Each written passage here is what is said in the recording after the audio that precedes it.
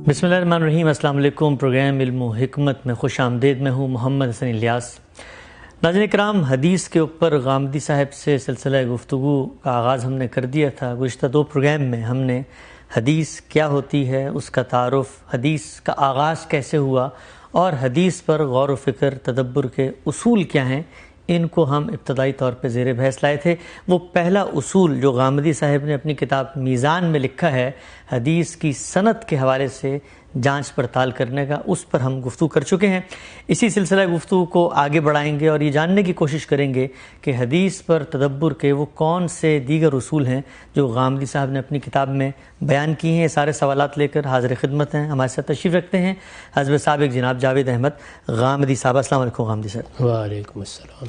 गामदी साहब, गुज़िश्ता प्रोग्राम का ख़ात्मा जो आपकी किताब मीज़ान में हदीस पर तदब्बर का पहला उसूल है, जिसमें आपने बयान किया है कि हदीस की सनद के ऊपर आपका इत्मीनान होना चाहिए है, रावियों की अदालत, उनका हिफ्ज़ व इत्क़ान और फिर सिलसिला सनद का इत्तिसाल।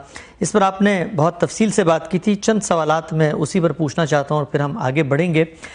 ये जब कहा जाता है कि एक आदमी आदिल है, एक आदमी का करैक्टर अच्छा है, तो इसके बाद इसकी गुंजाइश क्यों बाकी रहती है कि फिर उसके हिफ्ज़ व इत्क़ान की बहस भी की जाए? यानी क्या एक आदमी अगर सच्चा है तो उसने बात यकीनी तौर पे पहुंचा दी होगी। हमारे जो मुहद्दिसीन हैं उनको यहाँ पर इस तनकीह की ज़रूरत क्यों पेश आई? सबसे पहली बात तो ये समझ लीजिए कि इस इल्म में यकीनी तौर पर कोई चीज़ नहीं है। ठीक, यहाँ ज़न्न गालिब होता है, यानी जिसको आप यकीनी तौर पर कहते हैं उसका मतलब तो ये है कि अगर वो कोई तारीख़ी हकीकत है तो वो इजमा और तवातुर से मुंतकिल हो। ठीक, इससे पहले हम सुन्नत पर गुफ्तगू करते हुए बता चुके हैं कि वो इसलिए यकीनी है, उसमें किसी बहस व निज़ा की गुंजाइश नहीं है, क्योंकि वो मुसलमानों के इजमा और तवातुर से मुंतकिल हुई है। किसी चीज़ का साबित होना, किसी चीज़ का यकीनी होना, इसका पहला दर्जा यही है। दूसरी चीज़ ये है कि बहुत सी चीज़ें हम ज़न्न गालिब से जानते हैं, यानी इस बात का गालिब गुमान होता है। इल्म की दुनिया में दसियों चीज़ें इसी उसूल पर तय की जाती हैं। हमारी अदालतें तक इसी उसूल पर फैसले करती हैं। लोगों के लिए जज़ा व सज़ा के फैसले इसी उसूल पर किए जाते हैं। तो ज़न्न गालिब हासिल होता है। इसको मैंने ताबीर किया है इससे कि एक मुहक्किक को इस बात पर पूरा इत्मीनान हो जाता है कि ये बात दुरुस्त है। ठीक। अब यहाँ इंसानों से एक बात हमें मिली है, ये ज़रूरी नहीं है कि एक इंसान झूठा हो या झूठ बोल रहा हो। आप ये देखिए कि ये जो झूठा होना है, मिसाल के तौर पर एक आदमी आम जिंदगी में झूठ बोलता है, धोखे देता है, फरेब करता है, क्या इसका इम्कान ख़त्म हो जाता है कि इसके बावजूद वो एक सच्ची बात आप तक पहुंचा देगा? कर सकता है। या उसने रसूलुल्लाह सल्लम के बारे में झूठ ना बोला हो, ये इम्कान है ना। लेकिन उसूल ये बनाना पड़ा क्योंकि हम अपना इत्मीनान करना चाहते हैं कि रिसालत माआब सल्लल्लाहु अलैहि वसल्लम की निस्बत से हम कोई गलत बात ना कर दें। तो इसमें जो कुछ भी उसूल बनाए जा रहे हैं वो इंसान के दायरे के उसूल हैं, यानी हम ज़्यादा से ज़्यादा इत्मीनान कर लें, ज़्यादा से ज़्यादा इत्मीनान के साथ ये कह सकें कि ये बात रिसालत माआब सल्लल्लाहु अलैहि वसल्लम की तरफ अगर बयान की जा रही है निस्बत देकर, तो हम इसको बयान करने का हौसला कर सकते हैं। अच्छा, ये आसान बात नहीं है। यानी आप खुदा के आखिरी पैगंबर की निस्बत से एक बात बयान कर रहे हैं, तो इसलिए इसमें ये भी देखने की ज़रूरत होती है कि आदमी ने सच बोला है या वो सच बोलने वाला है या उसका अमूमी किरदार अच्छा है, उसकी सीरत पर कोई दाग नहीं है। ये जानना भी ज़रूरी है और ये जानना भी ज़रूरी है कि ये उस दौर का आदमी भी है या नहीं। ऐसा बारहा होता है कि एक शख्स अपने एतमाद पर एक बात कर देता है। ये जो शुरू में लोगों ने रवायत करना शुरू की, तो क्या वो मुहद्दिसीन के उसूलों को सामने रख के रवायत कर रहे थे? मुझे इत्मीनान है, मैंने जिन साहिब से बात सुनी थी वो मेरे नज़दीक काबिल एतमाद थे, मैंने उनका नाम भी नहीं लिया और ये बयान कर दिया कि ये बात इस तरह से है। ऐसा बारहा हमारी ज़िंदगी पे होता है। आप इमाम शाफ़ी की बाद रवायतें देखिए, उसमें आपको इसी तरह के बयानात मिलेंगे। अच्छा। इमाम मालिक जैसे बड़े बुज़ुर्ग और इस फ़न के आइम्मा में से एक बड़े इमाम बाज़ औक़ात ये बयान कर देते हैं कि मैं ये रवायत उन लोगों से कर रहा हूँ जिन पर मुझे एतमाद है। तो जब कोई फ़न इस तरह तरतीब पा रहा होता है तो बाद में हम उसके जो उसूल व कवायद बनाते हैं वो ज़ाहिर है कि हमारे इत्मीनान की चीज़ होते हैं। ठीक ठीक। अहले ज़ुबान गुफ्तगू करते हैं, अल्फाज को इस्तेमाल करते हैं, جملوں میں ایک تعریف پیدا کر دیتے ہیں، ایک نظم پیدا کر دیتے ہیں، آپ بعد میں بیٹھ کر صرف نحو کے اصول ان میں سے اخذ کر رہے ہوتے ہیں، لغت بناتے ہیں. اسی طرح کا معاملہ جو ہے وہ لغت کی کتاب لکھنے کا ہے. تو یہ بعد میں جب یہ چیزیں متعین کی جاتی ہیں تو ان میں ہم بڑی حد تک ایک جامعیت پیدا کر دیتے ہیں، لیکن جس وقت یہ ہو رہی ہوتی ہیں اس وقت ایسے نہیں ہوتا. اس وقت یہ فطری طریقے سے چل رہی ہوتی ہیں، یعنی جیسے ہم عام طور پر بات بیان کرتے ہیں اسی طرح سے صحابہ نے بات بیان کر دی، ان سے سننے والوں نے اسی طرح سے بیان کر دی. یہ تنقید بعد میں ہونا شروع ہوئی. تو اس میں دیکھیے تینوں چیزیں جو انہوں نے کی ہیں وہ کتنی فطری اور عقلی ہیں کہ یہ تو دیکھیں گے نا ہم، آپ بہت سچے ہوں گے لیکن آپ نے وہ زمانہ بھی پایا یا نہیں پایا، آپ اس دور میں تھے بھی یا نہیں. ایک شخص کہتا ہے میں نے سیدنا موسیٰ علیہ السلام سے یہ بات سنی ہے اور آج کے زمانے میں کہہ رہا ہے، تو یہ کیسے قبول کر لی جائے گی؟ اسی طرح سے حفظ و اتقان اس لیے دیکھا جاتا ہے کہ ایسا بارہا تجربہ ہوتا ہے ہمیں کہ ہم اپنی طرف سے کوئی غلط بات نہیں کر رہے ہوتے لیکن حافظہ فریب دے جاتا ہے، یادداشت فریب دی جاتی ہے، چیزیں بعض اوقات الجھ جاتی ہیں. بارہا لوگوں کو اس کا تجربہ ہوا ہوگا کہ بڑھاپے میں آ کر انہیں 10 سال پہلے کی سنی ہوئی بات کل کی سنی ہوئی محسوس ہوتی ہے اور کل کی سنی ہوئی بات بعض اوقات 10 سال پہلے کی سنی ہوئی محسوس ہوتی ہے. تو انسان کے محسوسات پر وقت کے ساتھ کیا اثرات ہوتے ہیں، عمر کے ساتھ کیا اثرات ہوتے ہیں، ان کا اگر آپ دقت نظر سے مطالعہ کریں تو یہ تیسرا اصول بھی بہت ضروری ہے کہ حفظ اتقان کو بھی دیکھنا چاہیے. لیکن دیکھنے والا کس کس زاویے سے دیکھے گا؟ ظاہر اپنے تجربات بیان کرے گا. اچھا کسی نے اگر دیکھا ہے تو اس کی شہادت کو قبول کرے گا. ایک لمبا دور ہے جس کے اندر آپ نے لوگوں کے بارے میں یہ آراء قائم کرنی ہے. لوگوں نے آراء قائم کرنے کا سلسلہ کب شروع کیا وہ بھی آپ کو کوئی 1 صدی کے بعد نظر آئے گا. یہ سب کچھ جو کچھ بھی ہے اسی فطری طریقے سے ہوا ہے، اسی طرح ہوا کرتا ہے. جو چیز سب سے بڑھ کر جاننے کی ہے، جس کی طرف میں بار بار توجہ دلا رہا ہوں، وہ یہ ہے کہ اس میں کوئی پریشانی نہیں ہونی چاہیے. یہ تاریخی ریکارڈ ہے. دنیا کے اندر کسی تاریخی ریکارڈ کو جانچنے اور پرکھنے کے جو اعلیٰ ترین اصول ہوتے ہیں وہ ہم نے بنائے بھی ہیں اور ہم نے ان کو استعمال بھی کیا ہے، اور ان کو استعمال کر کے اس سارے ذخیرے کی تنقیح کی ہے اور اس پر کتابیں لکھی ہیں. اور یہ کام میں نے آپ سے عرض کیا کہ ہم اب بھی کر رہے ہیں. ہم سے مراد یعنی پوری امت کر رہی ہے. ہر جگہ عرب عجم میں لوگ کر رہے ہیں. یہ ہمیشہ ہوتا رہا ہے، یہ ہمیشہ ہوتا رہے گا. اس میں جو سب سے اہم چیز جس کو عام آدمی کو جاننا چاہیے وہ یہ کہ یہ ذخیرہ اہل علم کے لیے ہے، انہی کو اس کو دیکھنا ہوتا ہے. امام شافعی نے جو تعبیر اس کے لیے اختیار کی ہے علم الخاصہ، یعنی عوام کے لیے کیا ہے؟ اللہ کی کتاب قرآن مجید ہے، وہ ہر عارف و عامی کے لیے ہے. پڑھیے آپ اس میں کوئی اندیشہ نہیں ہے، ہر چیز بالکل محفوظ ہے. اس میں اللہ کا کلام آپ پڑھتے ہیں، جب آپ اس کا ترجمہ بھی پڑھتے ہیں تو براہ راست اللہ تعالیٰ کی بات ایک لحاظ سے سن رہے ہوتے ہیں. اور جہاں تک سنت کا تعلق ہے، ہماری پوری عملی زندگی کے لیے وہ لایا عمل ہمیں اجماع اور تواتر کے ساتھ مل گیا ہے. تو عام آدمی اس کے اوپر عمل کرے، اس کے مطابق زندگی بسر کرے، اس کے مطابق اپنے فیصلے کرے. اہل علم جب اس تاریخی ریکارڈ کا جائزہ لیتے ہیں تو وہ سب سے پہلی چیز جس کو دیکھتے ہیں وہ یہ ہے کہ ہم اس کی نسبت اللہ کے پیغمبر کی طرف کر رہے ہیں. اس میں ہر پہلو سے ہمیں اپنا اطمینان کرنا ہے. یہ اطمینان میرا ہو گیا، میں اس کو قبول کرتا ہوں. آپ کو نہیں ہوا، آپ نہ قبول کیجیے. یہی روایت ہے ہمارے ہاں. یعنی جلیل القدر محدثین میں انہی اصولوں پر اختلاف ہو جاتا ہے. وہ اصولوں پر اتفاق کرتے ہوئے اطلاق میں اختلاف کر رہے ہوتے ہیں. ایک ہی بات کو ایک محدث سمجھتا ہے کہ میں نے تحقیق کر لی ہے اور میں قبول کر رہا ہوں. ایک دوسرا آدمی اس میں کسی غلطی کی نشاندہی کر دیتا ہے، غلط فہمی کی نشاندہی کر دیتا ہے. تو اس سارے عمل میں یہ جو انسانی عنصر ہے یا بشری عنصر ہے اس کو آپ کسی حال میں بھی نہیں نکال سکتے. یہ رہے گا. اسی لیے یہ احتیاط لوگوں کو سکھائی جاتی ہے کہ اس کو وہ ظنی علم کے دائرے میں رکھیں. ظنی علم کا مطلب یہ نہیں ہے کہ یہ کوئی اہمیت نہیں رکھتا، نہیں، اس کے بارے میں یقینیات کے انداز میں گفتگو نہیں کرنی چاہیے. یہ بات کہ یہ ثابت ہے اور یہ چیز متحقق ہے، نہیں، یہ بتانا چاہیے کہ دیکھیے یہ اس کی سند ہے، اس طریقے سے یہ ہم تک پہنچا ہے. ہم پھر جملہ اطمینان کے ساتھ کہہ سکتے ہیں کہ یہ بات رسالت پاک صلی اللہ علیہ وسلم نے ایسے کہی ہوگی، پھر جملہ اطمینان کے ساتھ. اسی لیے جب روایت بیان کی جاتی ہے تو یہ درس دیا جاتا ہے کہ آپ کہیں کہ او کما قال رسول اللہ صلی اللہ علیہ وسلم، یعنی بات یا اس طرح ہے جیسے ہم نے روایت کر دی ہے یا پھر جیسے حضور نے فرمایا ہو، کیونکہ یہ ہم تک پہنچی ہے انسانی ذرائع سے، اور اس میں اختلاط کا پورا اندیشہ ہے. یہ اختلاط یہ جس کو نکالتے نکالتے آپ کو کتابیں مرتب کرنی پڑی کہ چیزیں گھڑی گئی ہیں. لوگوں نے ان کو وضع کیا ہے، انہوں نے بنا کے شامل کر دیا ہے، آپ کو بتانا پڑا کہ داستان گو قسم کے لوگ اس میں احتیاط نہیں کرتے رہے، یہ سب اسی لیے ہے۔ تو ہمارے ہاں عام طور پر ہوتا یہ ہے کہ جب کسی فن میں بہت مستند چیزیں لوگ ترتیب دے دیتے ہیں تو ان پر ایک عمومی اعتماد پیدا ہو جاتا ہے، اور اس میں بالعموم لوگ یہ خیال کرتے ہیں کہ اب اس میں غلطی نہیں ہوگی، لیکن وہ بشری علم ہی ہے، وہ فقہ ہو، وہ حدیث ہو، وہ کلام ہو، کوئی بھی علم ہو، اس میں غلطی کے امکان کو کبھی رد نہیں کرتے، اور اس میں علمی کام بھی ہمیشہ ہوتے رہنا چاہیے۔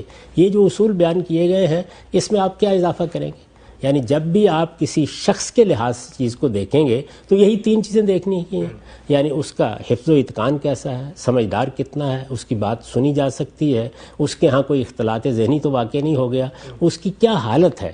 جس وقت آپ کے ہاں عدالت میں مقدمہ ہوتا ہے تو وہاں گواہوں پر بھی یہی چیزیں دیکھ کر جرا کی جاتی ہے، ٹھیک، یعنی یہی بات ہوتی ہے۔ اگر آپ ثابت کر دیں کہ یہ گواہ تو ذہنی لحاظ سے ٹھیک نہیں ہے، یہ عمر کے اس حصے میں یہاں صحیح طرح سے گواہی نہیں دے سکتا، اس کی تو آنکھیں دیکھنے کی پوزیشن میں نہیں رہی، اس کے تو کان آوازوں کو ٹھیک طرح سے سن نہیں سکتے، یہ دیکھیں گے نا یہ ساری کی ساری چیزیں، یا محض اتنی بات کر کے خاموش ہو جائیں گے کہ اس کا کردار بہت اچھا ہے، اس کی سیرت بہت اچھی ہے، صبح و شام مسجد میں رہتا ہے۔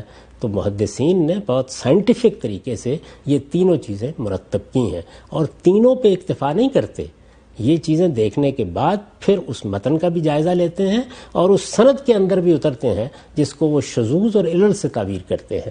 اس میں پھر اطلاق میں بہت سے اختلافات ہو جاتے ہیں، ہوتے رہے ہیں، اتنی بڑی بڑی مجلدات ان اختلافات پر لکھی ہوئی ہیں کہ پڑھتے جائیے اور داد دیتے جائیے۔ ٹھیک، اچھا ہم سب یہ جو ایک پہلو ابھی زیر بحث آیا کہ وہ اس شخص کے بارے میں جب اس کی پروفائلنگ کرتے تھے، اس کے بارے میں انویسٹیگیٹ کرتے تھے، چلیں یہ بات تو سمجھ میں آتی ہے کہ وہ اس پر حکم لگائیں کہ مثلا اس کی ملاقات نہیں ہوئی یا اس کو کوئی مرض لاحق ہے، بھول جاتا ہے، ذہنی اختلال ہے، لیکن کسی شخص کے اوپر یہ لیبل لگا دینا کہ مثلا وہ جھوٹا ہے یا وہ باتیں گڑھ لیتا ہے، یہ تو ایک نوعیت کا اخلاقی جس کو آپ کہتے ہیں الزام اور ذمہ داری، اور ہم ایک طرف یہ کہتے ہیں کہ ہمارا مذہب کسی شخص کے بارے میں، اس کی نیت، محرکات کے بارے میں کوئی رائے دیتے ہوئے ہمیں بہت روکتا ہے کہ ہم یہ کام نہ کریں۔ تو محدثین نے جب یہ کام کیا تو اس میں یہ جو دین کا دوسرا اصول تھا وہ کیا نظر انداز نہیں ہوتا؟ یہ اس وقت بھی ان کے سامنے پیش کیا گیا، کیونکہ عام طور پر جن لوگوں کو ہم صوفیہ کہتے ہیں یا ایسے لوگ کہتے ہیں کہ جو بہت عابد زاہد مسجدوں میں بیٹھے ہوئے ہیں، نصیحت کر رہے ہیں، لوگوں کو ترغیب دیتے ہیں، وہ اس طرح کی بہت سی باتیں سناتے تھے۔ جب محدثین نے یہ کام شروع کیا تو انہوں نے کہا کہ یہ تو غیبت کر رہے ہیں لوگوں کی، تو اس کا ہمارے محدثین نے جواب دیا۔ انہوں نے کہا کہ دیکھیے، آپ یہ ذمہ داری لے رہے ہیں کہ آپ رسول اللہ صلی اللہ علیہ وسلم کی نسبت سے ایک بات بیان کریں گے، جیسے ہی آپ یہ ذمہ داری لیں گے اب آپ کو کوئی حق نہیں کہ آپ یہ کہیں کہ آپ کے کردار کا جائزہ نہ لیا جائے۔ اچھا، جب ایک شخص گواہی دینے کے لیے کھڑا ہو جاتا ہے تو اس کو جرا کے لیے تیار ہونا چاہیے۔ انہوں نے کہا کہ اگر آپ اس سے بچنا چاہتے ہیں تو اپنی زبان بند کر لیجیے، آپ یہ روایت بیان نہ کیجیے، لیکن آپ رسول اللہ صلی اللہ علیہ وسلم کی نسبت سے بات بیان کریں گے تو ہم آپ کے حفظ و اتقان کو بھی دیکھیں گے، آپ کے زمانے کا بھی جائزہ لیں گے، آپ کی ملاقات پر بھی تبصرہ کریں گے، آپ کی سیرت اور آپ کے کردار کو بھی دیکھیں گے۔ ٹھیک، یعنی یہاں آپ صورتحال یہ نہیں ہے کہ ہم اپنے کسی مقصد کے لیے آپ کی برائی بیان کر رہے ہیں یا آپ کی تحقیر پیش نظر ہے یا آپ کو کوئی نقصان پہنچانا پیش نظر ہے، آپ نے ایک بڑی ذمہ داری لے لی ہے۔ جب یہ بڑی ذمہ داری لے لی ہے تو اب آپ کو اپنے آپ کو پیش کرنا پڑے گا۔ یہ اسی اصول پر ہے کہ جس وقت ایک شخص لوگوں کی لیڈرشپ کے لیے اپنے آپ کو پیش کر دیتا ہے تو پھر اس کے کردار کا جائزہ لینے کا آپ کو حق حاصل ہے۔ پبلک فگر ہے وہ، یہ ظاہر ہے کہ اب ایک ذمہ داری کا منصب ہے جس پر وہ کھڑا ہو گیا ہے۔ اس میں اب وہ یہ نہیں کہہ سکتا کہ آپ میری ذاتی زندگی کو نہ دیکھیں یا آپ میرے احوال کو نہ دیکھیں یا آپ میری سیرت کو نہ دیکھیں یا آپ میرے کردار کو نہ دیکھیں، وہ اپنے گھر میں بیٹھ جائے جا کے ایک عام آدمی کی زندگی بسر کرے، کوئی بھی نہیں دیکھے گا۔ تو یہ جتنے اس طرح کے پہلو ہوتے ہیں وہ حالات کے لحاظ سے، منصب کے لحاظ سے، ذمہ داری کے لحاظ سے دیکھے جاتے ہیں۔ اگر ایک آدمی کو آپ جج مقرر کر رہے ہیں تو آپ اندازہ کریں گے نا اس بات کا کہ اس کا پچھلا کردار کیا رہا ہے، اس کی سیرت کیا رہی ہے۔ آپ کسی کو کسی ذمہ دارانہ عہدے پر تعینات کر رہے ہیں تو دیکھیں گے نا یہ ساری کی ساری چیزیں۔ تو اسی طریقے سے محدثین نے بھی دیکھا اس بات کو، اور وہ پھر عام طور پر آپ جب رجال کی کتابیں پڑھتے ہیں تو معلوم ہوتا ہے کہ بعض موقعوں پر آج راہ تفنن طبع یہ کہہ دیتے تھے کہ ہم اس وقت رجال پر بات کرنے لگے ہیں تو آئیے ذرا تھوڑی غیبت کر لیں، اس لیے کہ ان پر یہ الزام لگایا گیا، لیکن انہوں نے اس کا بہت ہی شافی جواب دیا، اور خود قرآن مجید نے اسی کی تاکید کی ہے۔ اچھا، اگر آپ دیکھیں تو قرآن مجید یہ کہتا ہے کہ جس وقت تمہارے پاس کوئی شخص کوئی خبر لے کے آتا ہے تو کسی فاسق آدمی کی خبر کو ایسے ہی بیان نہ کر دو، فتبینوا، اس کی تحقیق کرو. تو تحقیق کن چیزوں کی کریں گے؟ آدمی کی کریں گے، اس بات کی کریں گے جو وہ بیان کر رہا ہے. اب اس میں لفظ فاسق آیا ہے. ایک آدمی مجہول ہے، یعنی ہم نہیں جانتے کہ وہ مومن ہے، وہ مسلم ہے، وہ نیکوکار ہے، وہ بدکار ہے، وہ جھوٹا ہے، نہیں جانتے اس کے بارے میں. تو اس کا مطلب مجہول الحال ہے، یعنی اس کے حالات ہمیں معلوم نہیں ہے. تو آپ بھی ظاہر تحقیق کریں گے اس بات کی. اور اگر یہ معلوم ہو گیا کہ اس کے اندر یہ خرابی ہے، تو دیکھیے قرآن مجید نے خود لفظ فاسق استعمال کر دیا. یہ جو فاسق کا لفظ ہے کس پہلو سے استعمال کریں گے؟ اسی پہلو سے کہ اس کی سیرت، اس کا کردار، اس کا پہلے کا طرز عمل اس بات کی شہادت دیتا ہے. تو جب آپ کوئی ذمہ داری کا منصب اختیار کر لیتے ہیں تو پھر آپ کو یہ عذر نہیں ملتا، پھر آپ کو اپنے آپ کو پیش کرنا ہوتا ہے. چنانچہ جن لوگوں نے یہ ذمہ داری لی کہ وہ رسول اللہ صلی اللہ علیہ وسلم کی نسبت سے حدثنا اخبرنا کہہ کے کوئی بات بیان کریں گے، ان کو پھر اپنے آپ کو اس امتحان کے لیے پیش کرنا پڑا.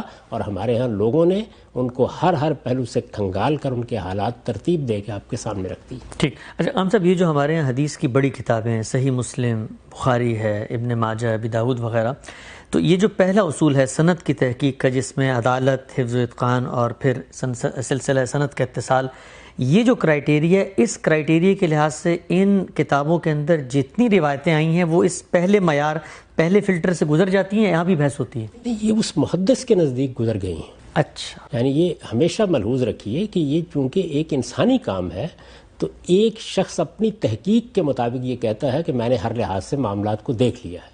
ایک دوسرا محقق اسی کے فراہم کردہ مواد کا جائزہ لیتا ہے، یا کسی دوسرے ذریعے سے اس کو کچھ اطلاعات مل جاتی ہیں تو وہ اس کے اوپر تنقید کر دیتا ہے، یا کسی موقع پر آپ کو توجہ دلاتا ہے کہ یہاں آپ نے تفاحص سے کام نہیں لیا، یہاں اچھی طرح تدبر نہیں ہوگا، یہاں اصول کا صحیح اطلاق نہیں کیا گیا.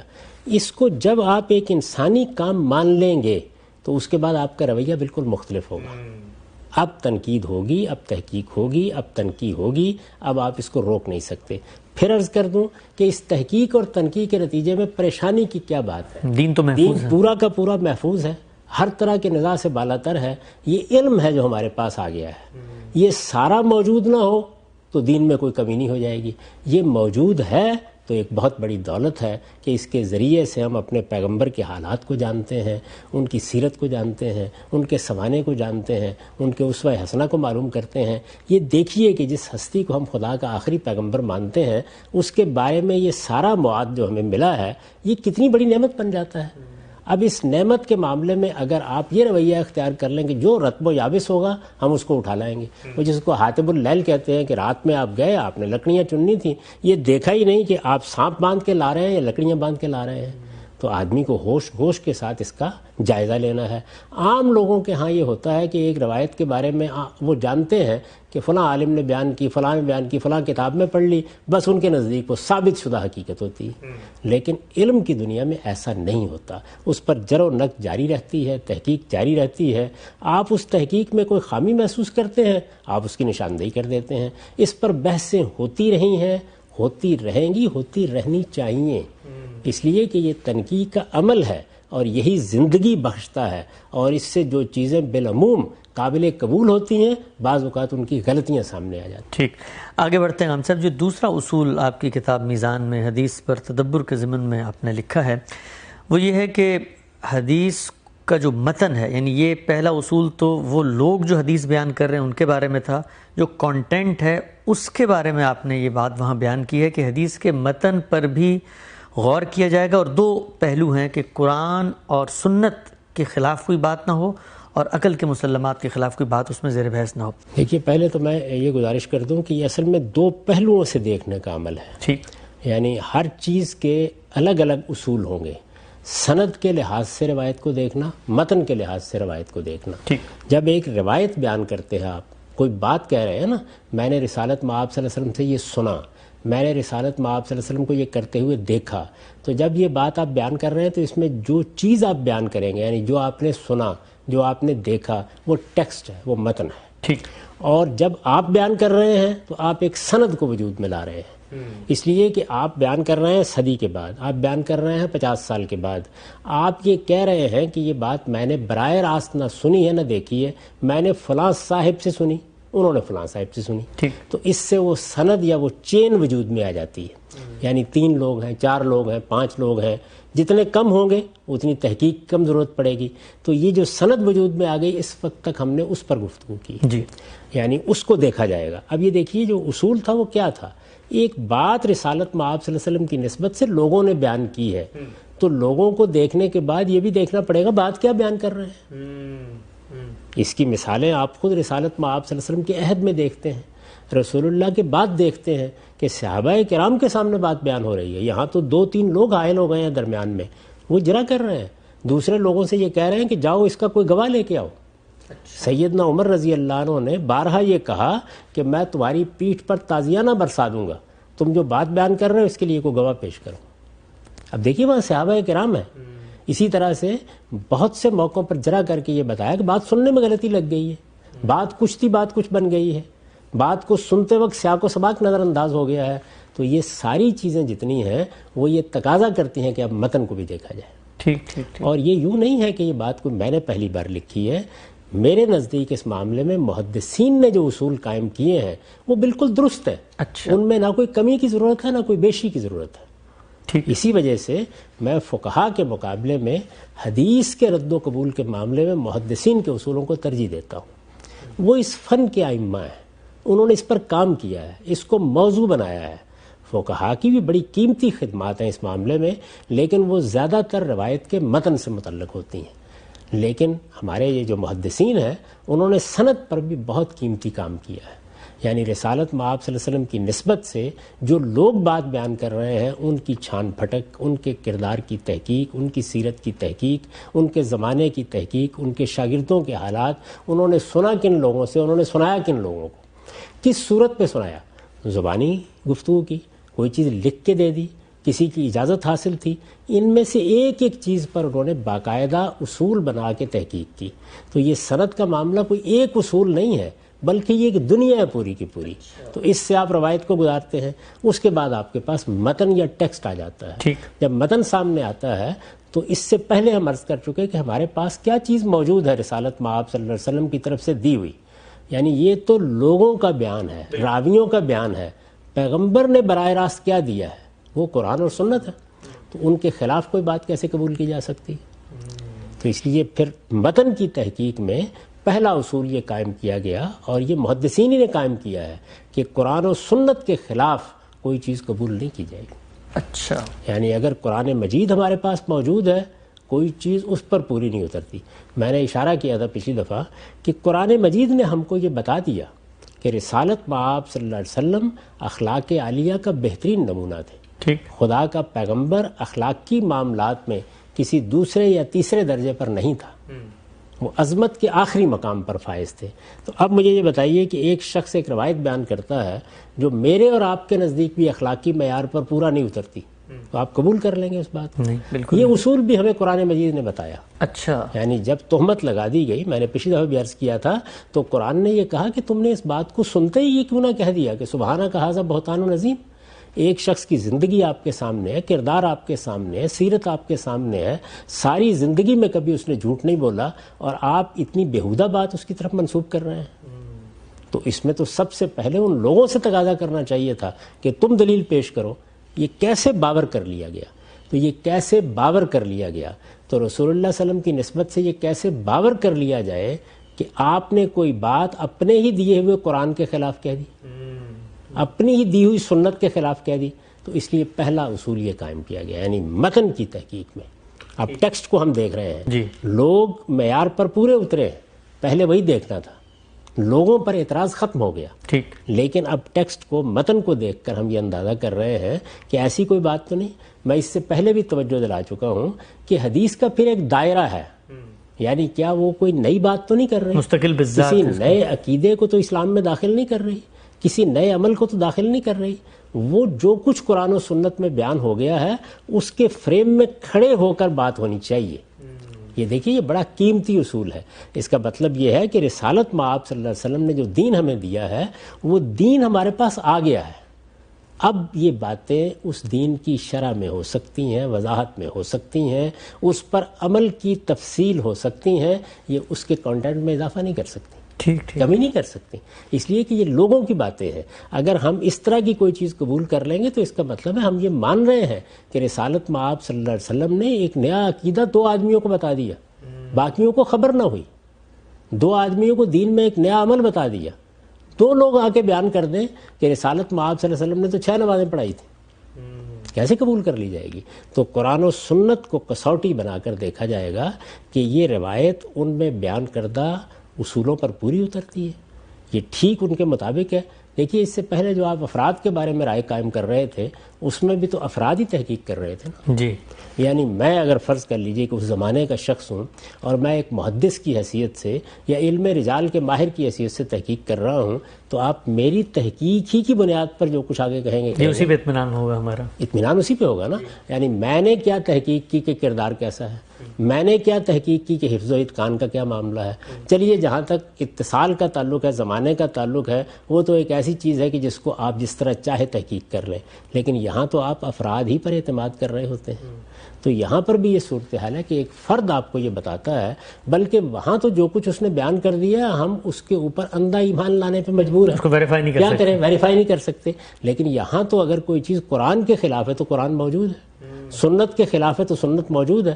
یعنی میں بتاؤں گا کہ قرآن مجید نے یہ بات اس طرح بیان کی ہے، اس نے یہ فریم دیا ہے، اس نے اس کے لیے 4 کارنرز متعین کر دیے ہیں، وہ اس دائرے میں اس چیز کو رکھ رہا ہے، آپ بھی اس کی تحقیق کر لیں، آپ بھی اس کو جان لیں۔ اگر میں اس میں غلطی کر رہا ہوں تو آپ بتا دیں گے، کوئی دوسرا غلطی کر رہا ہے تو میں بتا دوں گا۔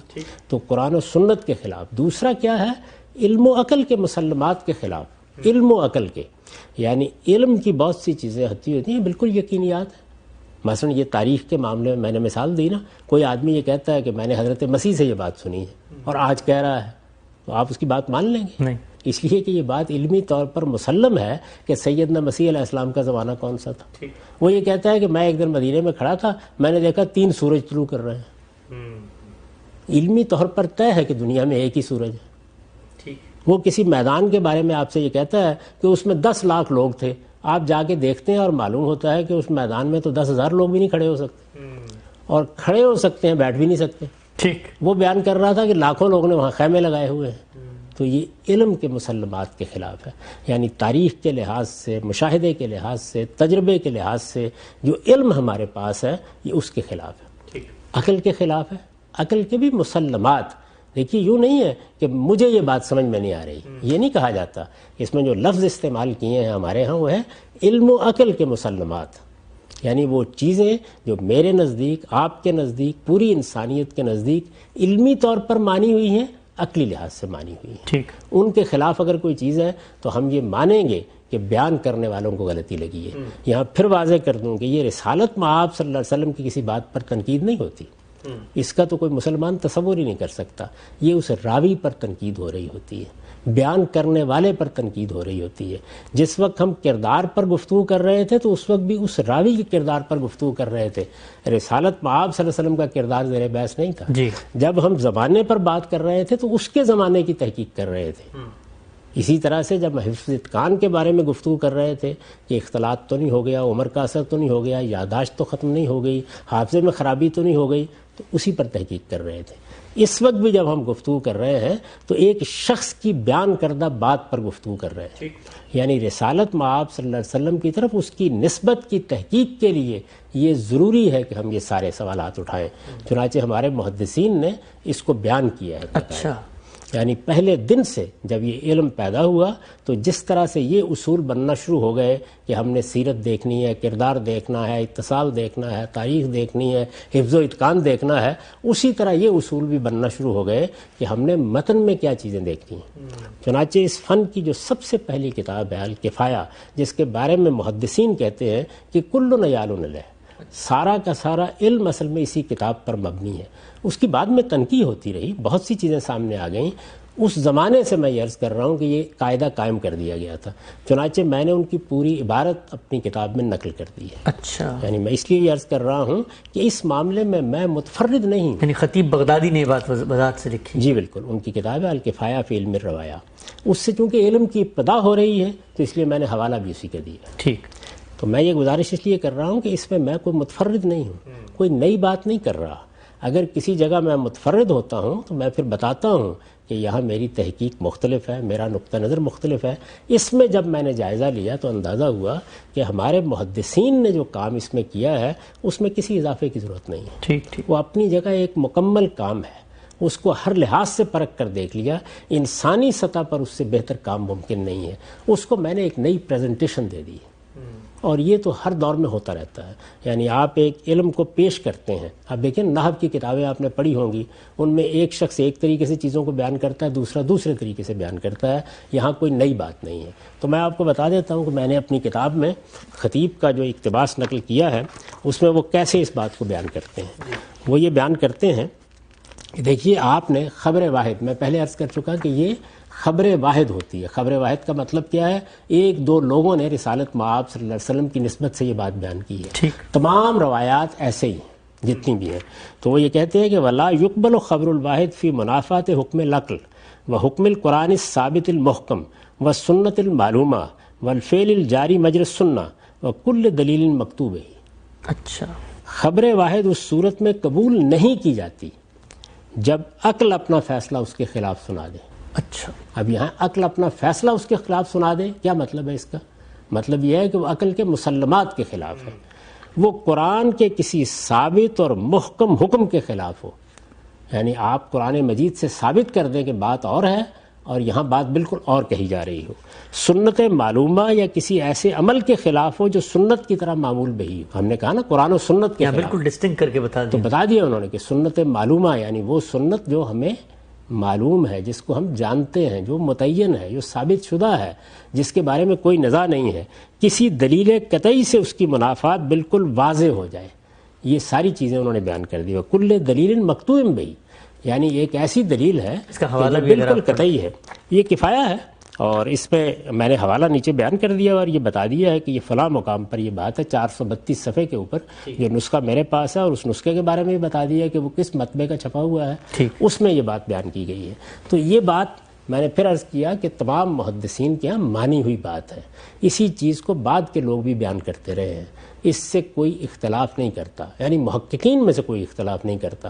عامت الناس یہ باتیں کرتے رہتے ہیں، لیکن ایک محقق جب کسی علم کو دیکھتا ہے تو وہ بالکل اور طریقے سے دیکھتا ہے۔ اس میں ظاہریہ کا نقطہ نظر تھوڑا سا مختلف ہے، لیکن جہاں تک تعلق ہے ان لوگوں کا جنہوں نے اس فن کو سمجھا، اس کو پڑھا، اس میں کچھ زندگی بسر کی، وہ یہ جانتے ہیں کہ جس طرح سند کی تحقیق کے معاملے میں وہ سب چیزیں دیکھنی ضروری ہیں، اسی طرح متن کی تحقیق میں بھی یہ تمام چیزیں دیکھنی ضروری ہیں۔ ٹھیک ہے، اور ان کو اس مسلمان امت کے اندر تمام اہل علم دیکھتے رہے ہیں۔ اب جب آپ دیکھیں گے ان چیزوں کو تو ممکن ہے کہ ایک آدمی کو وہ چیز قرآن کے خلاف نہ محسوس ہوتی ہو، لیکن آپ یہ کہہ رہے ہیں کہ یہ قرآن کے خلاف ہے تو دلائل دیں گے نا اس کے، آپ بتائیں گے کہ قرآن میں یہ بات کہاں بیان ہوئی ہے، کس طرح بیان ہوئی ہے۔ اگر آپ نے قرآن مجید کا مدعا غلط سمجھا ہے تو کوئی دوسرا اس کی تصحیح کر دے گا۔ ٹھیک، اس طرح سے جس طرح وہاں آپ لوگوں کے بارے میں تحقیق پر جرا کرتے رہتے ہیں، آپ یہاں پر بھی جرا کرتے رہتے ہیں۔ یوں نہیں ہے کہ میں یہ کہہ دوں گا کہ یہ قرآن کے خلاف ہے، میں یہ کہوں گا یہ سنت کے خلاف ہے، میں یہ کہوں گا علم و عقل کے مسلمات کے خلاف ہے، تو یہ میری بات ایسے ہی چل جائے گی۔ یعنی ساری دنیا موجود ہے، وہ بھی دیکھے گی، وہ قرآن کا بھی جائزہ لے گی، وہ سنت کا بھی جائزہ لے گی، پھر ان کے باہمی ربط کو بھی دیکھے گی، اور اس کے بعد توجہ دلا دے گی کہ تمہیں غلطی لگی ہے، یہ قرآن کے مطابق ہے، قرآن کے طے کردہ اصولوں کے اندر ہے، اس میں کوئی چیز اجنبی نہیں ہے۔ تو میں یہ گزارش کر رہا ہوں کہ چونکہ تاریخی ریکارڈ ہے، اس لیے اس کی تحقیق تنقید میں یہ ساری چیزیں دیکھی جائیں گی اور ان پر بحث ہوتی رہے گی، اور دونوں پہلوؤں سے دیکھی جائیں گی۔ اور اس میں جب کوئی چیز آپ کے سامنے آتی ہے تو آپ انہی دلائل کی بنیاد پر اس کو قبول کرتے ہیں۔ عام آدمی اس کو علمی طریقے سے دیکھے، علمی طریقے سے پڑھے، اگر کسی چیز پر اس کو اطمینان نہیں ہو رہا تو بس اس کو اہل علم کے لیے چھوڑ دے، اور وہ خود قرآن مجید کا مطالعہ کریں دین کے معاملے میں۔ دیکھیے دو چیزوں کو ہمیشہ الگ رکھیے، ایک ہے آپ کا دین جس پر آپ کو عمل کرنا ہے، اور ایک ہے تاریخ۔ ٹھیک، تو تاریخ میں تو یہ بحث ہوتی رہے گی، اس کو آپ روک نہیں سکتے۔ ٹھیک، بہت غام صاحب آپ نے خوبصورتی سے یہ جو دوسرا اصول ہے کہ قرآن مجید کی روشنی میں وہ جو کانٹینٹ ہے، متن ہے، روایت کا، اس کا ہم جائزہ لیں گے، اور علم و عقل کے مسلمات۔ ایک الجھن اسی اصول کے بارے میں جو ایک عام آدمی کے ذہن میں آتی ہے، میں وہ آپ کے سامنے رکھنا چاہتا ہوں۔ ایک عام آدمی یہ کہتا ہے کہ قرآن مجید میں کیا لکھا ہوا ہے یہ تو علماء جانتے ہیں، میں تو نہیں جانتا، علماء خود بھی یہ کہتے ہیں کہ ہم اپنے علم کی حد تک قرآن کی کسی آیت کی انٹرپریٹیشن کر رہے ہیں، اس میں بھی اختلاف ہو جاتا ہے، مختلف جو فقہی مکاتب فکر ہم دیکھتے ہیں مختلف آیات کی مختلف تعبیر کرتے ہیں۔ تو اگر حدیث میں کوئی بات بیان ہو گئی ہے اور ایک صاحب علم اٹھ کے کہتے ہیں کہ یہ قرآن مجید کے خلاف ہے، تو ایک عام آدمی یہ سوچتا ہے کہ قرآن مجید کے خلاف ہے، یہ تو بات یہ شخص کہہ رہا ہے اپنے علم کی حد تک، تو یہ بھی تو امکان ہے کہ یہ شخصی غلط بات سمجھا ہو، تو میں کیوں نہ اس اصول کو مان لوں کہ قرآن کی بات ہے کیا، وہ وہی ہوگی جو رسول اللہ صلی اللہ علیہ وسلم کی نسبت سے بیان کی جائے۔ گویا اس میں سے کوئی فرد اٹھ کے اپنے فہم کے مطابق فیصلہ کرے، اس سے بہتر اطمینان کی جگہ یہ ہے کہ ہم رسول اللہ کی نسبت سے اگر صحابہ نے کوئی بات بیان کر دی ہے تو بس اسی پہ اعتماد کر لیں، وہی مدعا ہے، قرآن میں بھی ہوگا جو آج ہمیں سمجھ میں نہیں آ رہا۔ دیکھیے صحابہ نے بیان کر دی، صحابہ نے تو کچھ لوگوں کے سامنے بیان کی تھی، ان لوگوں نے کچھ دوسرے لوگوں کے سامنے بیان کر دی تھی، ان لوگوں نے کچھ اور لوگوں کے سامنے بیان کر دی تھی۔ تو یہاں تو صحابہ سے تو آپ براہ راست بات نہیں سن رہے، رسول اللہ صلی اللہ علیہ وسلم سے تو براہ راست بات نہیں سن رہے۔ تو اس وجہ سے اگر کوئی عام آدمی یہ سمجھتا ہے کہ بس میرے لیے یہ ٹھیک ہے تو اس پر کون تنقید کرتا ہے؟ لیکن ایک دوسرا صاحب علم تحقیق کرنا چاہتا ہے تو آپ اسے روک کیسے سکتے ہیں؟ اصل میں اس تنوع کو قبول کیجئے، یعنی علم میں یہ زندگی کی علامت ہے۔ جس چیز کی طرف میں توجہ دلا رہا ہوں وہ یہ نہیں ہے کہ جو شخص بھی تحقیق کر کے اپنے نتائج تحقیق بیان کرے آپ ضرور اسے مان لیں، اس تحقیق کو سن لیں۔ آپ اس پہ توجہ نہیں دینا چاہتے نہ دیں۔ میں نے تو بار بار عرض کیا کہ قرآن و سنت میں جو دین بیان ہوا ہے اس پر عمل کیجئے، اللہ کی کتاب کا مطالعہ کیجئے اور اپنے ایمان کو زندہ رکھیے۔ اب یہ ظاہر ہے کہ علم کی دنیا ہے، اس میں تنقیحات ہوں گی، اس میں بحثیں ہوں گی، یہ بحثیں اہل علم کو کرنے دیجئے۔ آپ کو اطمینان ہو گیا ایک چیز کے بارے میں تو آپ عمل کیجئے اس کے اوپر، اللہ تعالیٰ قبول فرمائے گا۔ دیکھیے یہی نقطہ نظر امام شافعی نے قائم کیا۔ اچھا، یعنی ان کا نقطہ نظر یہ تھا کہ ہمارے سامنے جب ایک روایت آ گئی ہے تو ہم یہ سمجھیں گے کہ قرآن کا مدعا یہی ہے۔ اچھا، لیکن آپ پوری علم اصول کی تاریخ پڑھ لیں، بتدریج ان کے اس نقطہ نظر کو اصولین رد کرتے چلے گئے۔ اچھا، حد یہ ہے کہ خود ان کے زاویہ نظر کو ماننے والے لوگوں نے بھی آہستہ آہستہ اس میں احناف کے نقطہ نظر کو اختیار کر لیا۔ یعنی اس کا مطلب اصل میں یہ تھا کہ آپ اپنے دماغ کو بند کر لیں۔ یہ کیسے ہو سکتا ہے کہ قرآن مجید کو ہم پڑھیں اور ہمیں صاف نظر آ رہا ہو کہ لفظ اس کو قبول نہیں کرتا، جملہ اس کو قبول نہیں کرتا، تالیف کلام اس کو قبول نہیں کرتی، اور ہم یہ بات مان لیں؟ یہ تو قرآن مجید کی حاکمیت کو ختم کر دینا ہے، اور قرآن مجید میں الفاظ میں اللہ کی بات بیان ہوئی ہے اس کو ختم کر دینا ہے۔ یہ ضرور ہوگا کہ جب کوئی آدمی یہ کہے گا تو اس کی بات پر جرا ہوگی، نقد ہوگا، دیکھا جائے گا اس کو، لیکن اس کا راستہ نہیں آپ روک سکتے، یہ کہہ کے اس کو خاموش نہیں کر سکتے۔ آپ کو بتانا پڑے گا کہ اچھا آپ کے نزدیک یہ بات قرآن مجید کے مطابق ہے تو بتائیے کیسے، کیونکہ وہ بتا رہا ہے کہ یہ اس طرح اور اس طرح قرآن مجید کے خلاف ہے، یہ اس طرح اور اس طرح سنت کے خلاف ہے، یہ اس طرح اور اس طرح علم و عقل کے مسلمات کے خلاف ہے۔ ایک آدمی اپنے طور پر ایک چیز کو مسلمہ کہہ کے بیان کر دیتا ہے تو توڑ دیجئے نا اس کی بات کو۔ ٹھیک، علم کی دنیا میں یہ بحث ہر حال میں ہوگی، اور تاریخی روایات میں ایسے ہی تنقیح کا عمل ہوتا ہے۔ اگر آپ اس زمانے میں دیکھیں تو جو بڑے لوگ ہوئے ان کی طرف بعض چیزیں منسوب کی گئیں، مثلا قائد اعظم کی طرف بعض چیزیں منسوب کی گئیں۔ آپ دیکھیے بہت سے محققین ہیں وہ ان کی تحقیق کر کے آپ کو بتاتے رہتے ہیں۔ اب وہ کیا کرتے ہیں، ایک بات بہت شہرت پا چکی ہے، قائد اعظم نے فلاں موقع پر یہ فرمایا تھا، وہ اسی دن کے اخبارات نکال لیتے ہیں، اسی دن کی ریڈیو کی خبروں کا ریکارڈ نکال لیتے ہیں، اس کے بعد آپ سے کہتے ہیں کہ وہاں تو ذکر ہی نہیں ہے اس بات کا۔ تو اب یہاں کیا ہوا، یہاں انہوں نے جو مسلمہ حقائق تھے ان کو مقابلے میں سامنے رکھ دیا آپ کے، اور یہ کہا کہ یہ بات اس طریقے سے اگر پبلک میں کہی ہوتی تو ہر آدمی کے علم میں آ جاتی۔ تاریخی چیزوں پر تنقیح کا یہ عمل ہے جس نے اس فن کو وجود بخشا ہے، اسی لیے بہت سے محققین کو اس میں زندگی لگانی پڑی۔ یہ اتنے لوگ کیوں پیدا ہوئے؟ انہوں نے یہ آسان طریقہ کیوں نہیں اختیار کر لیا کہ ایک بات رسول اللہ صلی اللہ علیہ وسلم کی نسبت سے بیان ہو گئی ہے، تحقیق کرنے کی کیا ضرورت ہے، بس مان لیں گے۔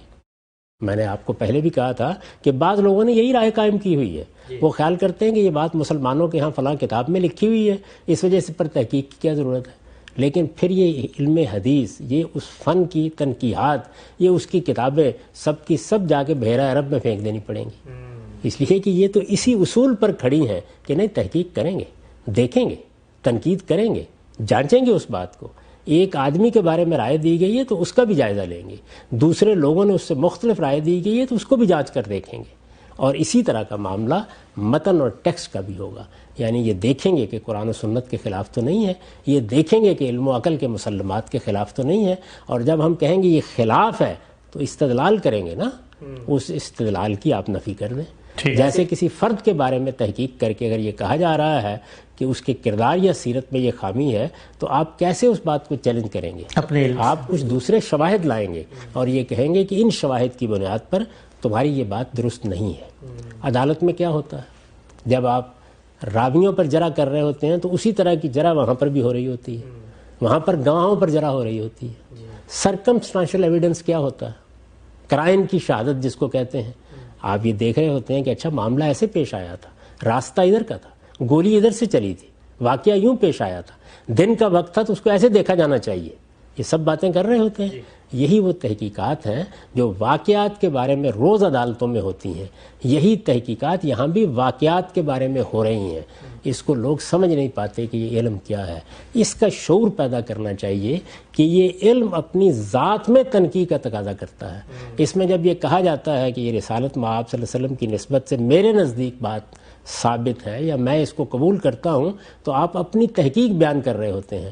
اس سے زیادہ کا آپ دعویٰ نہیں کر سکتے. آپ کی اس تحقیق کو ایک دوسرا محقق چیلنج کر دے گا اور وہ یہ بتائے گا کہ اس میں یہ اور یہ خامی ہے. اب اس پر بعض لوگ یہ تبصرہ کر دیں گے کہ پھر تو یہ بڑا مشکل کام ہو گیا. تو سوال یہ ہے کہ اس مشکل کام کی آپ کو زحمت دی کب گئی؟ یہ تو اہل علم علماء ہی کریں گے. یہ اہل علم ہی کر رہے ہوتے ہیں اور ان کو یہ کرنا ہوتا ہے. تاریخی روایات پر بھی کرنا ہوتا ہے. آپ قائد اعظم کی نسبت سے, علامہ اقبال کی نسبت سے, سر سید احمد خان کی نسبت سے, آپ مغلوں کی تاریخ کے بارے میں کارل مارکس کی نسبت سے کوئی بات بیان کر دیں گے, اس کی تحقیق نہیں کریں گے. تو یہاں تو اللہ کا آخری پیغمبر ہے, تو کیوں نہیں کی جائے گی تحقیق؟ تو اس کے لیے یہ قاعدے مقرر کیے گئے ہیں اور یہ قاعدے اس فن کے جلیل القدر علماء نے مقرر کیے ہیں. ان کو میں نے جانچا ہے, پرکھا ہے, دیکھا ہے, اور میں آپ سے عرض کرتا ہوں کہ مجھے اس میں ایک تنکے کے برابر اضافے کی ضرورت محسوس نہیں ہوئی. یہ بالکل متحقق اصول ہیں. میں نے صرف ان کی پریزنٹیشن آج کے دور کے لحاظ سے کر دی. ٹھیک. اچھا غلام صاحب, یہ جو بھی آپ نے بات فرمائی اور ہمیں اس کے شواہد بھی ملتے ہیں کہ کہا جاتا ہے امام بخاری کے پاس ہزاروں نہیں بلکہ لاکھوں کی تعداد میں روایتیں پہنچیں, انہوں نے اس کی تحقیق کی اور انہی اصولوں کا اطلاق کیا اور چند ہزار کا ایک نسخہ جو ہے وہ مرتب کر دیا. یہ جو اصول ہے کہ علم و عقل کے مسلمات, اس پر میں آپ سے اسپیسیفک ایک سوال پوچھنا چاہتا ہوں کہ جب ہم کسی کانٹینٹ کا, حدیث کا جو متن ہے اس کا جائزہ لیں گے, اس کو اس فلٹر سے گزاریں گے, تو اب بہت ساری ایسی چیزیں ہیں جو بظاہر علم اور عقل پہ تو پوری نہیں اترتی, لیکن اللہ تعالیٰ کے قانون قدرت, اللہ تعالیٰ کی حکمت بالغہ, اللہ تعالیٰ کے قوت اور اختیار میں وہ ممکنات میں سے ہیں. مثلا میں ایک مثال سے اپنی بات واضح کرتا ہوں. کہا جاتا ہے کہ رسالت مآب صلی اللہ علیہ وسلم مسجد نبوی میں بیٹھتے تھے اور وہاں پر ایک لکڑی کا جو ہے وہ ایک ٹکڑا تھا, اس سے وہ ٹیک لگاتے تھے, تو ایک دن وہ نہیں بیٹھے تو وہ چیخ پڑا اور وہ رویا, اور یہ ہماری کتابوں میں اس طرح کی روایتیں آتی ہیں. اب بظاہر تو یہ علم و عقل کے مطابق نہیں لگتی کہ ایک جامد چیز کیسے رو سکتی ہے, لیکن ایک کتابوں میں تو لکھا ہوا ہے, لوگوں نے بیان کیا اس کو. تو پھر یہ کیا علم و عقل کے اصل میں ایک درخت کا ٹکڑا تھا. ایک درخت کا تنا بعض اوقات آپ اوپر سے کاٹ دیتے ہیں, اس سے ٹیک لگا کے ممبر کی حیثیت سے گویا بات کی جاتی تھی. ٹھیک, اسی کو کہا ہے نا مولانا روم نے, منکر فلسفی کو منکر حنانہ است از ہوا سے انبیاء بیگانہ است. یعنی اب ظاہر ہے کہ رسالت مآب صلی اللہ علیہ وسلم نے ایک دوسرا ممبر بنا لیا. تو بیان کیا جاتا ہے کہ جس وقت آپ اس ممبر پر کھڑے ہوئے تو اس سے رونے کی آواز آئی, اور یہ جمعے کا دن تھا اور اس کو لوگوں نے سنا. یہ بیان کیا جاتا ہے. اس پر کبھی یہ جرح نہیں کی گئی کہ ایسا ممکن نہیں ہے. اچھا, کوئی جرح نہیں کرتا اس پر. اس کی وجہ یہ ہے کہ اللہ کے پیغمبر کے حوالے سے بہت سے معجزات کا صدور ہو سکتا ہے. اللہ تعالیٰ اپنے پیغمبروں کے لیے اپنی نشانیاں پیدا کرتا ہے. قرآن مجید ہی کو دیکھیے, اس نے یہ بتا دیا کہ یہ معجزات پیغمبروں کو دیے جاتے ہیں. ہمیں معلوم ہے کہ سیدنا موسیٰ علیہ السلام کا عصا سانپ بن گیا. ہم یہ جانتے ہیں کہ وہ اپنی بغل میں ہاتھ ڈالتے تھے اور وہ سفید براق نکلتا تھا. ہمیں یہ معلوم ہے کہ سیدنا مسیح علیہ السلام کے بہت سے معجزات بیان ہوئے ہیں. تو اس اعتبار سے اس پر کسی نے تنقید نہیں کی. اچھا, اس میں تنقید یہ کی جاتی ہے کہ جب جمعے کا دن تھا, سینکڑوں لوگ اس بات کو دیکھ رہے تھے, سن رہے تھے, تو یہ کیوں ہوا کہ ایک آدمی نے اس کو بیان کیا؟ یہ دیکھیے, یہ بالکل وہی طریقہ ہے تنقید کا. اب آپ قبول کرنا چاہیں قبول کر لیں, لیکن یہاں تنقید اس اصول پر کی نہیں جا رہی. یہ کون کہہ رہا ہے کہ یہ علم و عقل کے مسلمات کے خلاف ہے؟ علم و عقل کے مسلمات کے بالکل مطابق ہے. اس میں کوئی چیز اس کے خلاف نہیں ہے. یعنی اگر خدا کا ایک پیغمبر ہے تو اس کے لیے اس طرح کی نشانیوں کا ظہور پذیر ہونا، خدا کی مائیت کا ظہور ہونا، کتنے واقعات ہیں جن کو مانا جاتا ہے. یہ بیان کیا گیا کہ رسالت میں آپ صلی اللہ علیہ وسلم نے اپنی انگلیاں ڈال دیں اور اس سے پانی کا چشمہ بہ نکلا. یہ بیان کیا جاتا ہے کسی موقع پر ایک پیالہ آپ نے مشروب کا دے دیا یا دودھ کا دے دیا اور اس سے 70 آدمیوں کے منہ پھر گئے. یہ ساری باتیں جتنی ہیں ان پر اس لحاظ سے کوئی تنقید نہیں کرتا. یہ تو ہمارے ہاں ایک خاص نقطہ نظر لوگوں نے بعض موقعوں پر یہ استدلال کیا کہ یہ قانون فطرت کے خلاف ہے. تمام معجزات قانون فطرت کے خلاف ہوتے ہیں، ان کو قرآن نے بیان کیا ہے، وہ اللہ کی قدرت کا ظہور ہوتا ہے. تو دیکھیے یہاں پر بھی قرآن مجید نے وہ اصول بیان کر دیا جس کی روشنی میں ہم اس کو سمجھ رہے ہیں. تو بات پر یہ تو تنقید ہی نہیں ہے. یہاں پر اصل میں بات بیان کرنے والے پہ جرا ہو رہی ہے کہ ایک مجمع میں ایک معاملہ ہوا ہے، اس کا مطلب یہ تمہیں کو غلطی لگ گئی ہے، سننے میں لگ گئی ہے، بیان کرنے میں لگ گئی ہے، کسی بات کے کسی آدمی نے بیان کر دی ہے. کیونکہ جمعے کے ممبر پر کھڑے ہوئے اگر یہ واقعہ ہوا اور رسالت میں آپ صلی اللہ علیہ وسلم اتر کر آئے اور آپ نے تسلی دی جیسے کہ بیان کیا جاتا ہے جی، تو پھر تو یہ واقعہ بہت سے لوگوں کو بیان کیونکہ جمعے کا مجمع ہے، سب دیکھ رہے ہیں. مجمع ہے، دیکھ رہے ہیں. اگر آپ یہ بیان کریں کہ فلاں موقع پر ایک جلسہ عام ہو رہا تھا، اس میں یک بیک فلاں مولانا صاحب تقریر کر رہے تھے یا فلاں لیڈر تقریر کر رہے تھے، وہ آسمان کی طرف اٹھ گئے اور اس کو بیان کرنے والا ایک آدمی ہو تو آپ قبول کر لیں گے اس بات کو. تو اصل میں یہ بالکل اور تنقید ہے. یہ دیکھیے پھر وہ بات میں نے آپ سے عرض کی کہ ہمارے ہاں احناف کے علماء نے یہ اصول قائم کیا کہ عموم بلوہ کے معاملات میں ہم ایک دو لوگوں کی روایت کو قبول نہیں کریں گے. عموم بلوہ کس کو کہتے ہیں؟ واقعہ ایسا ہے جس کو سینکڑوں لوگوں کو دیکھنا چاہیے تھا، سینکڑوں لوگوں کو بیان کرنا چاہیے تھا. یہ سب وہی جر و نقد ہے جس کے بارے میں ہم گفتگو کر رہے ہیں، وہ اس فن میں ہوتی ہے، ہوتی رہے گی. لیکن ایک شخص کہتا ہے کہ میں اس تحقیق میں نہیں پڑھتا، میں تو اس بات کو قبول کرتا ہوں. تو بھائی اس پر کون اعتراض کر رہا ہے؟ آپ قبول کیجئے. لیکن جو اعتراض کر رہے ہیں ان کا اعتراض علمی اعتراض ہے، اس کو اس کی جگہ رکھ کر دیکھیے، اس لحاظ سے اس کو سمجھیے. آپ نہیں قبول کرنا چاہتے قبول نہ کریں، لیکن یہ سلسلہ جاری رہے گا اور جاری رہنا چاہیے کہ لوگ اس مواد کی تنقید کرتے رہیں. تو وہاں وہ اعتراض ہی نہیں ہے جو عام طور پر لوگ سمجھتے ہیں. مثال کے طور پر مجھے تو کوئی اعتراض نہیں ہے اس پر. ٹھیک ہے، ہم سب بہت بہت شکریہ. یہاں پر ہمارا وقت ختم ہوتا ہے. ناظرین، آج ہم نے بہت تفصیل سے وہ دوسرا پہلو حدیث پر تحقیق کا، اس پر غامدی صاحب سے بات کی کہ جو حدیث کے متن یعنی وہ کانٹینٹ جو راوی بیان کر رہے ہوتے ہیں ان پر تحقیق کرتے ہوئے ہمارے محدثین نے پیش کیا کہ وہ قرآن و سنت کے خلاف نہیں ہونا چاہیے اور علم اور عقل کے مسلمات کے خلاف نہیں ہونا چاہیے. حدیث پر تحقیق کے اصول کی بحث ابھی جاری ہے. یہاں ہمارا وقت ختم ہوتا ہے. کوئی فیڈ بیک دینا چاہیں تو ہمیں ای میل کریں. انشاءاللہ آئندہ پروگرام میں ہم ان اصولوں کو مزید گہرائی میں سمجھنے کی کوشش کریں گے. میزبان محمد حسن الیاس کو یاد دیجیے. اللہ حافظ.